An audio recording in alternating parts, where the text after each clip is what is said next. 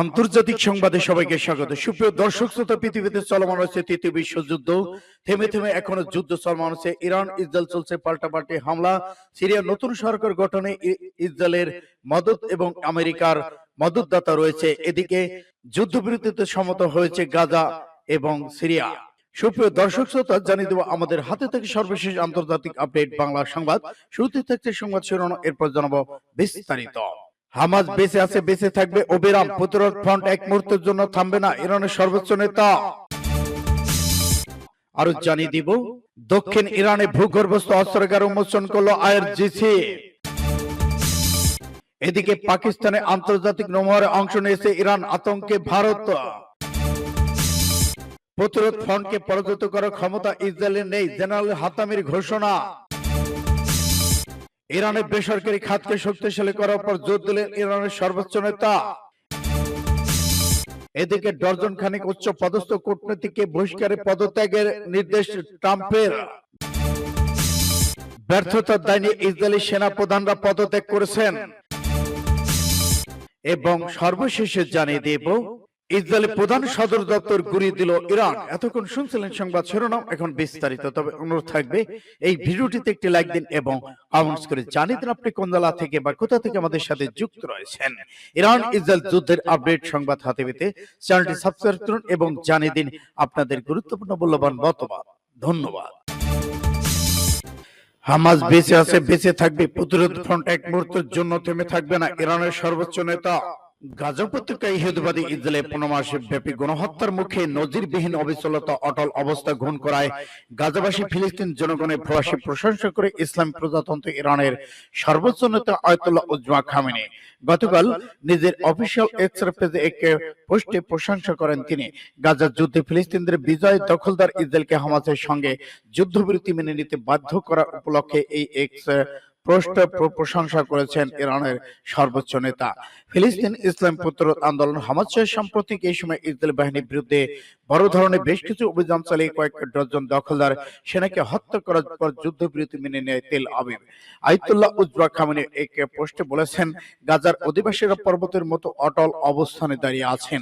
এতে বলা হয়, ইয়াহিয়া সিনহর মতো প্রভাবশালী নেতাদের হারানোর সত্ত্বেও প্রতিরোধ ফ্রন্ট এক মুহূর্তের জন্য দমে থাকে না। গাজায় হামাসের শীর্ষ নেতা ইয়াহিয়া সিনহা গত বছর 16 অক্টোবর দক্ষিণ গাজা আগ্রাসী ইসরায়েলি বাহিনীর বিরুদ্ধে লড়াই করতে শহীদ হয়ে যান। এরপর হামাসের প্রতিরোধ যোদ্ধা ভাটা করার পরিবর্তে ইসরায়েলি বিরোধী যুদ্ধ আরো চাঙ্গা হয়ে ওঠে।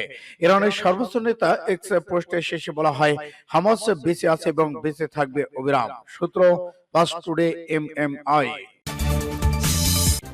দক্ষিণ ইরানে ভূগর্ভস্থ অস্ত্রাগার উন্মোচন করলো আইআরজিসি। ইরানের ইসলাম বিপ্লবী গার্ড বাহিনীর আইআরজিসি দেশের দক্ষিণ পানিসীমার তীরে নির্মিত একটি নতুন কৌশলগত ভূগর্ভস্থ অস্ত্রাগার উন্মোচন করেছেন।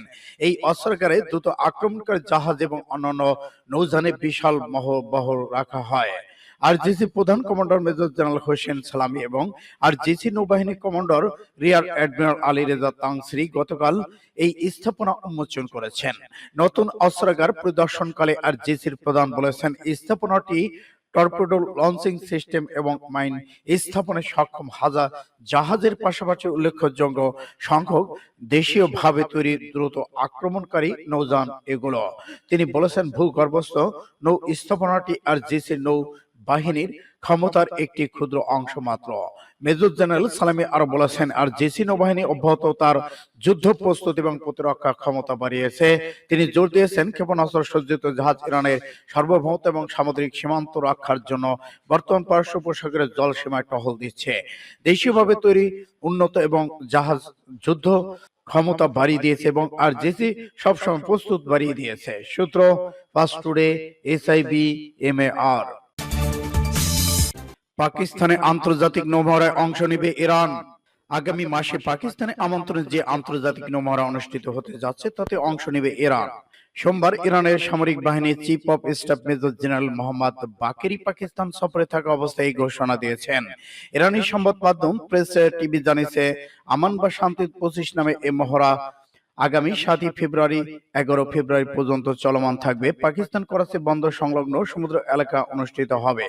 জেনারেল বাকরি বলেছেন, পাকিস্তান অনুষ্ঠিত এই মহড়া ইরানকে আমন্ত্রণ জানানো হয়েছে এবং আমরা এতে যোগ দেব। এই মহড়ায় চীনের পিপলস লিবারেশন আর্মি নৌ শাখার সদস্য সক্রিয়ভাবে অংশ নেবে এবং প্রশিক্ষণ প্রদান করবে। এই কারণে এই নৌমহড়া আন্তর্জাতিক অঙ্গনে বিশেষ গুরুত্ব রয়েছে। এর আগে পাকিস্তানের সেনাপ্রধান জেনারেল অসীম মুনিরের সঙ্গে রাজধানী ইসলামাবাদে বৈঠক করেন ইরানের সশস্ত্র বাহিনীর chief of staff general Mohammad Bagheri. ইরানের উচ্চ পর্যায়ে একটি সামরিক প্রতিনিধি দল নিয়ে তিনি পাকিস্তান সফর করেছেন। সূত্র ইন্ডিয়া টুডে। গাজায় মারাত্মকভাবে পরাজিত ইসরায়েল, প্রতিরোধ ফ্রন্টকে পরাজিত করার ক্ষমতা ইসরায়েলের নেই, জেনারেল হাতামি। ইরানের সর্বোচ্চ নেতা আয়াতুল্লাহ সৈয়দ আলী খামেনির একজন সিনিয়র উপদেষ্টা বলেছেন, ফিলিস্তিন, লেবানন, ইয়েমেনের প্রতিরোধ ফ্রন্টের সামরিক আদর্শগত শক্তিকে ধ্বংস করার ক্ষমতা ইহুদিবাদী ইসরায়েলে নেই। সোমবার রাজধানী তেহরানে ইরানের কমান্ডার এক সমাবেশে প্রত্যয় ব্যক্ত করেছেন সর্বোচ্চ নেতা উপদেষ্টা সাবেক প্রতিরক্ষা মন্ত্রী ব্রিগেডিয়ার জেনারেল আমির হাতামি। তিনি বলেন, গাজা উপত্যকা লেবানন আগ্রাসন চালাতে গিয়ে ইহুদিবাদী ইসরায়েল মারাত্মকভাবে পরাজিত হয়েছে এবং এটি কলঙ্কদায়ক অধ্যায়। রাজনৈতিকভাবে ইসরায়েল বিপর্যয়ের শিকার হয়েছে। তিনি বলেছেন, পশ্চিম এশিয়া অঞ্চলে বিশ্বজুড়ে সাম্প্রতিক ঘটনা প্রবাহ, পশ্চিম দেশগুলো প্রত্যক্ষ সমর্থন, আন্তর্জাতিক সংস্থাগুলো মৃত্যু সম নীরবতা পুঁজি করে ইহুদিবাদী আমেরিকার অক্ষের ষড়যন্ত্র বিদ্বেষের গভীরতা উন্মোচিত হয়েছে। এতে শত্রু হয়েছে গোটা যুক্তরাষ্ট্র এবং আমেরিকা। সূত্র পাস টুডে। ইরানের বেসরকারি খাতকে শক্তিশালী করার উপর জোর দিয়েছেন সর্বোচ্চ নেতা। ইসলামী প্রজাতন্ত্র ইরানের সর্বোচ্চ নেতা আয়াতুল্লাহ আলী খামেনি আজ মঙ্গলবার রাজধানী তেহরানে 2.5 ঘন্টা ধরে বৈজ্ঞানিক অর্থনৈতিক সক্ষমতা নানা ক্ষেত্রে অর্জিত সাফল্যের প্রদর্শনী পরিদর্শন করেছেন। এই প্রদর্শনীর নাম দেওয়া হয়েছে অগ্রগতি প্রতীক্ষিত। বেসরকারি খাতের সক্ষমতা সাফল্য প্রদর্শনের একটি জাতীয় অনুষ্ঠান। এই প্রদর্শনীতে যোগাযোগ, তথ্য প্রযুক্তি, উপগ্রহ উৎপাদন সরঞ্জাম, কৃত্রিম বুদ্ধিমত্তা, বিমানের যন্ত্রাংশ, বিমান মেরামত সরঞ্জাম উৎপাদনের ক্ষেত্রে নানা সাফল্য তুলে ধরা হয়েছে। এর মধ্য দিয়ে বেসরকারি খাতে গুরুত্বপূর্ণ স্পষ্ট। এতে বেসরকারি খাতে অংশগ্রহণে খনি, ভূতত্ত্ব খাত, তেল, গ্যাস, পেট্রোকেমিক্যাল শিল্প, ইস্পাত এবং অ্যালুমিনিয়াম শিল্প, গৃহস্থলী যন্ত্রপাতি, সামুদ্রিক শিল্প, কার্পেট শিল্প, পানি বিদ্যুৎ খাত, টেক্সটাইল শিল্প, চিকিৎসা, হাসপাতাল সংক্রান্ত সরঞ্জাম বিষয়ে বৈজ্ঞানিক চিত্র তুলে ধরা হয়েছে। একই সঙ্গে রুয়াইন গবেষণা ইনস্টিটিউটের উদ্ভাবনের অগ্রগতি তুলে ধরা হয়েছে। এই প্রদর্শনীতে হস্তশিল্প, পর্যটন, কৃষি ও পশুপালন ইত্যাদি অগ্রগতির সার্বিক চিত্র তুলে ধরা হয়েছে। উচ্চ পদস্থ কূটনীতিককে পদত্যাগের নির্দেশ ট্রাম্পের। নবনির্বাচিত প্রেসিডেন্ট 47তম প্রেসিডেন্ট ডোনাল্ড ট্রাম্প ডজনেরও বেশি উচ্চ পদস্থ কূটনীতিককে পদ থেকে সরে দাঁড়াতে বলেছেন। মঙ্গলবার 2 মার্কিন কর্মকর্তার বিরুদ্ধে এ তথ্য জানিয়েছে বার্তা সংস্থা রয়টার্স। প্রতিবেদন বলা হয়েছে, ডোনাল্ড ট্রাম্প তার পররাষ্ট্র নীতি, কূটনৈতিক বিভাগকে দ্রুত ঢেলে সাজানোর জন্য এমন সিদ্ধান্ত নিয়েছেন। স্থানীয় সময় সোমবার ট্রাম্পের অভিষেকের আগে যারা পদত্যাগ করেছেন তাদের মধ্যে রয়েছে এজেন্সির 3য় শীর্ষস্থানীয় কর্মকর্তা জন বাস। তিনি রাজনৈতিক বিষয়ে ভারপ্রাপ্ত আন্ডার সেক্রেটারি হিসেবে এশিয়া থেকে ইউরোপ, মধ্যপ্রাচ্য পর্যন্ত নীতিমালা তদারকি করেছিলেন। পররাষ্ট্র মন্ত্রণালয়ের ট্রানজিশন তদারক করা টিম বিভাগটির জনশক্তি এবং অভ্যন্তরীণ সমন্বয় তদারককারী 3 জন জ্যেষ্ঠ কূটনীতিককে পদত্যাগ করতে বলেছেন। এছাড়াও আন্ডার সেক্রেটারি এবং অ্যাসিস্ট্যান্ট সেক্রেটারি স্তরের সর্বোচ্চ কর্মকর্তাদের, পররাষ্ট্রমন্ত্রীর অধীনে আরো 2 স্তরের কর্মকর্তাদের পদত্যাগ করতে বলা হয়েছে। এবার ব্যর্থতার দায় নিয়ে ইসরায়েলি সেনাপ্রধানের পদত্যাগ। ব্যর্থতার দায় পদত্যাগ করেছেন ইসরায়েলি প্রতিরক্ষা বাহিনী আইডিএফ প্রধান বা chief of the general staff Herzi Halevi পদত্যাগ করেছেন। মঙ্গলবার ব্রিটিশ বার্তা সংস্থা রয়টার্স এক প্রতিবেদনের তথ্য জানিয়েছে, হালিবি সোমবার 20 জানুয়ারি পদত্যাগ পত্র জমা দিয়েছেন। ইসরায়েলি সামরিক বাহিনী প্রকাশিত এক চিঠিতে বরাত দিয়ে এতে বলা হয়, হারিজি হালেবি তার পদত্যাগ পত্র জমা দিয়েছেন। আগামী 6 মার্চ তাকে কার্যকর করা হবে। ইসরায়েলি সংবাদ মাধ্যম বরাদ্দে বার্তা সংস্থা রয়টার্স জানিয়েছে, ইসরায়েলি প্রতিরক্ষা বাহিনীর প্রধান হারিজি হালেবি মার্চ মাসে তার পদত্যাগ পত্র থেকে সরে যাবেন। আন্তর্জাতিক একটি বার্তা সংস্থার বরাদ্দে সংবাদ মাধ্যম আল আরাবিয়া জানায়, ইসরায়েলের সামরিক বাহিনীর প্রধান হারিজি হালেবি 2023 সালে 7 অক্টোবরে হামাসের হামলার সময় নিজের ব্যর্থতার দায় নিয়ে সোমবার 20 জনের পদত্যাগ পত্র জমা দিয়েছেন। সম্প্রতি যুদ্ধবিরতি চুক্তি কার্যকর হওয়ার আগে 15 মাসের বেশি সময় ধরে ফিলিস্তিন অবরুদ্ধ গাজা ভূখণ্ডে অবিরাম হামলা চালিয়েছে ইসরায়েল। এতে নিহত হয়েছে 46,000-এর বেশি মানুষ। তবে তারপরও ফিলিস্তিনি স্বাধীনতাকামী সশস্ত্র সংগঠন গোষ্ঠী হামাসকে পরাজিত করতে পারেনি ইসরায়েল।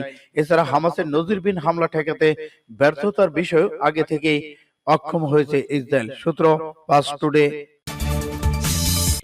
ইরাকে মোসাদের সদর দপ্তর গুঁড়িয়ে দেওয়ার দাবি ইরানের। ইসরায়েলে বিভিন্ন স্থাপনা ব্যাপক হামলা চালিয়েছে ইরান। সোমবার গভীর রাতে ব্যালিস্টিক ক্ষেপণাস্ত্র হামলা করে এই হামলা চালায় ইরানি ইসলামী রেজুলেশন গার্ড কর্পস আরজিসি। হামলা শিকার স্থাপনা ইরাকে অবস্থিত ইসরায়েলি গোয়েন্দা সংস্থা মোসাদের সদর দপ্তর ধ্বংস করে দিয়েছে ইরান। মঙ্গলবার এক প্রতিবেদনের তথ্য জানিয়েছে তুর্কি বার্তা সংস্থা আলাদুল এজেন্সি। আরজিসি এক বিবৃতিতে জানিয়েছে ইরাকে অবস্থিত ইসরায়েলি গোয়েন্দা সংস্থার মোসাদের সদর দপ্তর ইরান বিরোধী কার্যক্রম পরিচালিত হতো বলেই এটিকে গুঁড়িয়ে দেওয়া হয়েছে। সূত্র আরব নিউজের।